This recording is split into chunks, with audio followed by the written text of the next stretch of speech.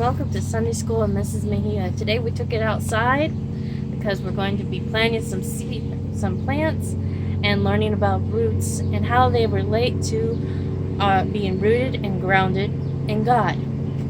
And we're going to start by showing you these guys. You remember these guys? These are our seeds that we put in water back last month, and they've grown into seedlings, and they have roots, and they need to be planted or they're going to die. Now, that being said, that's the same way with us in our spiritual lives. If we're not rooted and grounded in God, we will die. Now, that's not saying that you're going to lose your salvation, because once you're saved, you're always saved. But that's saying that if you don't grow or you get your roots down deep, you die a spiritual death. Meaning that you get, you won't flourish. You'll kind of just sit there. You'll wither.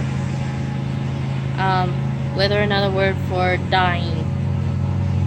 But if you get your roots down deep, then you'll flourish and become as the Bible says, you will become like a tree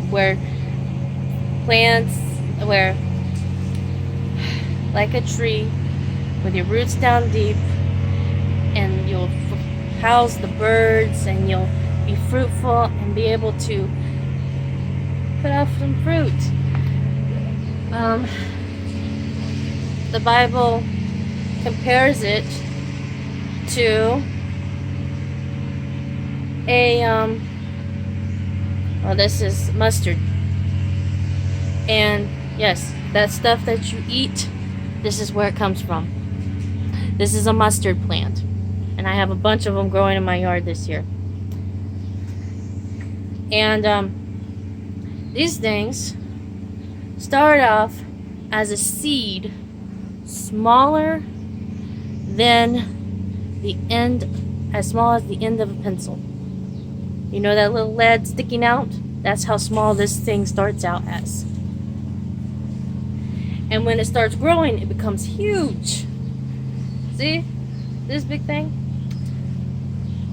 The Bible compares our faith to the grain of a mustard seed, and with it we can move mountains. Now that's saying when you get rooted and grounded and your faith becomes stronger, you're able to move mountains, just like the grain of a mustard seed. Now, if you don't get rooted and grounded, you die. But what happens if you get too rooted? Now, I have a plant here. This is beautiful. I just bought it yesterday. And it's in a pot. Now, pots are beautiful flowers. But in time, if they stay in the pot, these roots that are in here will have nowhere to grow. They're going to become what we call root bound, because they can't spread out.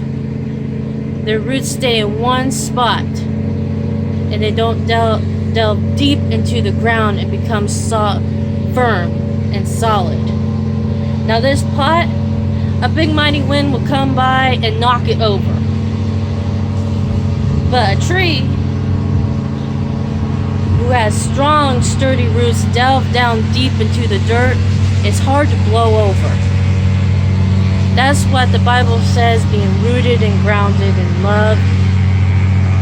Because this plant, as beautiful as it is, it will be easily destroyed.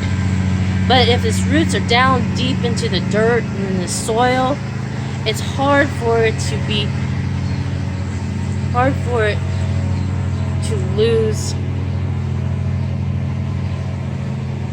knocked over. It's a little different doing it outside. But that's what being root bound is, though. We can get so caught up in one spot, being satisfied in one place, that we never dive deep into the soil of Jesus or in God, and we get satisfied, and then we get root bound, and then slowly by slowly, because our roots have nowhere to go, we start dying. So, but that's also, there's another way of looking at it. Like the great sequoias out in California, they have a interlocking root system. Interlocking means they're like this, and they interlock with one another. Now, why they do that is when an old one dies out, like an old one in the church, a young one can take its place and interlock its roots with the big ones. And when it interlocks with the big ones, when the strong winds come along, it's a whole lot harder to push that young one down. So the old ones, we need to take our roots, or our firm foundation, and bring in the young ones, and bring them into the solid foundation so they can get rooted and grounded in God. Because that is the hardest time to get rooted, is when you're young. All right. Well, I'll plant these seeds here.